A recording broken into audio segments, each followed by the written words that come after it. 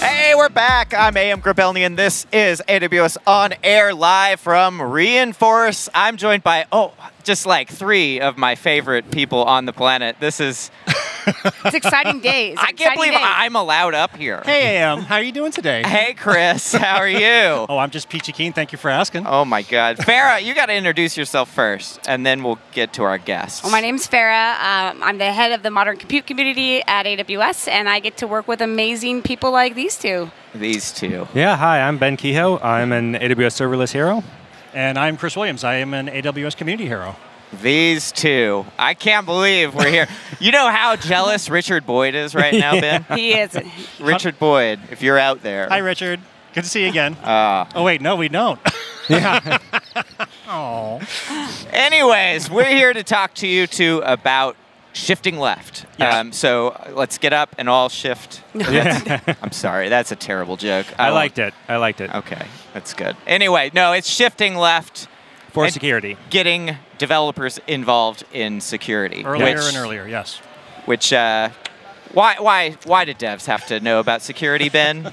Yeah, because to make something secure by design, it's a holistic process. You need everybody involved to make sure that the end product is not something that's secure on the outside, and if you puncture in one place, everything falls apart.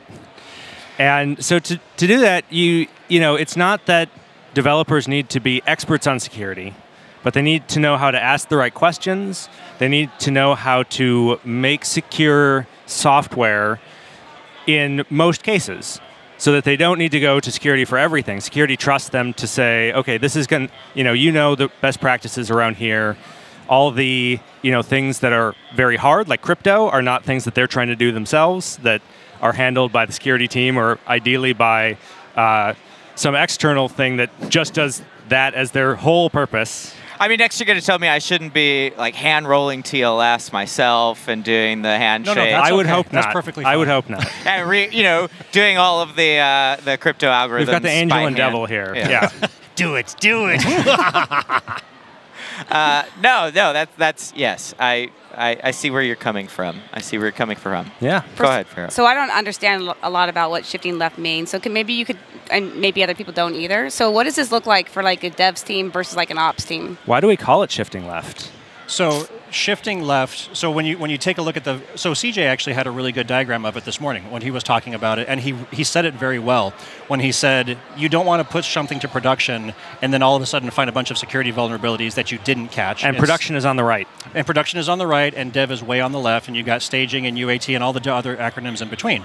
So when you shift left, you are thinking about security earlier and earlier in your pipeline, in your phases of production, all of the different things, all the way from architecture. At the very beginning, you've got your architecture. You're creating those logical diagrams and everything, and you need that little square block for security, and you need to take that into consideration as you then start pushing it over. Yep. It occurs to me that shifting left for the viewer is over on that side. So you are dev. Yeah. I am prod. Your stage in UAT. There we go. Performance. Sure. Yeah. It's kind of sad that all of your software development life cycles are 2-dimensional when mine's 4-dimensional. Oh, 1-dimensional. I know. 1-dimensional. It's just... wow, calling me out for what is prod? Isn't that? I thought there's just one environment that you... Yeah. So I've been an EA for a long time, and I've been in a bunch of different environments, and there are people, well, I mean, depending upon the size and maturity of the environments, there will be dev environments that seem to match very closely similar to production. And then there's other ones that are just completely nonsensical. There's test harnesses and there's all kinds of stuff attached to it. IAM admin has any rights to everything so that they can do all the stuff. And then they try to ratchet it down much more better along the way. Sorry, I was trying to think of a better word. As they go. And that will invariably shoot you in the foot at some point because there are so many things that you don't think about when you have any rules across all of your firewalls just because I got to get it to work. I've shot myself in the foot so many times I don't have any left. So yeah, that's out of toes. I'm out. Now I want to remind everybody we are live.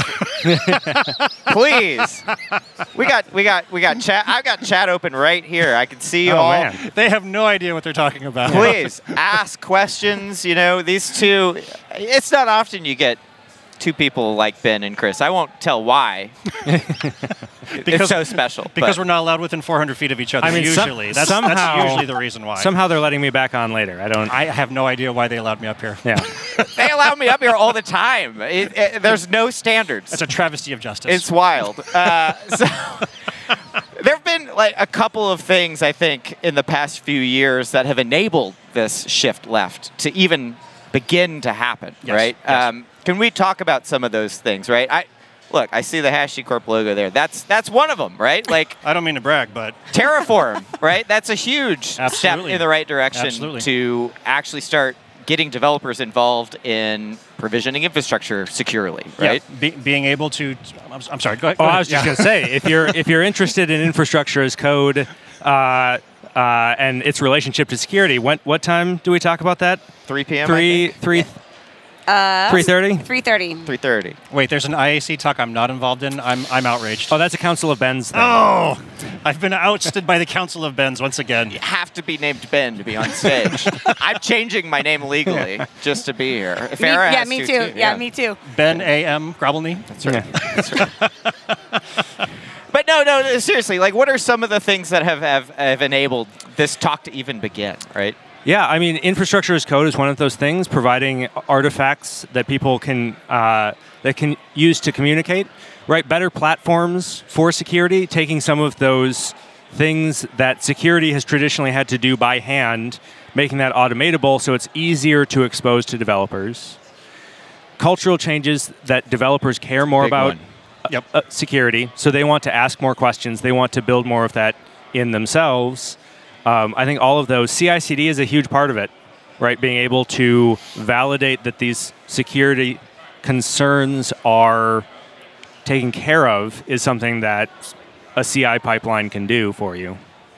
Yeah, as the crusty old sysadmin that actually spent all of that time creating pre-flight and post-flight checklists for the environment back before IAC existed, being able to hit Terraform plan, Terraform apply is magical. Yep. It's absolutely amazing, going from a 3-month cycle to a 16-second cycle, and being able to stand up your dev environment exactly the same as your prod environment with the change of a couple of different variables. That's a huge leap forward, and getting that into the mindset of the DevOps folks, of the developers, is why we're all here, why we're at Reinforce. Yeah. The landscape has changed too a lot. What security means has changed significantly as there are new compute types developed, right? Like security on a server is way different than security on a Lambda function, for example. And so as we progress, Just a little different. Well, and as we progress more into those managed services, like this is a big reason that we want to be doing serverless, is that it takes so many security concerns off the plate of developers, off the plate of organizations. Yeah. And that allows them to build more secure software by just not having something involved. Are we still allowed to say undifferentiated heavy lifting? Oh, I love that phrase. Is that played out? You have to put a money in dollar in the undifferentiated heavy lifting jar. Yeah. So we got 30 seconds left. What do you want to leave our audience with? Anything that... This went so quick. I know. Oh. Anything to promote? Yes, use the well-architected framework and use the security pillar. Okay. Look at the questions in the security pillar, because it is amazing what people, as you ask those questions of your entire team, as your cloud operational your CCOE learns and asks those questions and thinks about that per project, per workload, it vastly improves your game on thinking about a security paradigm.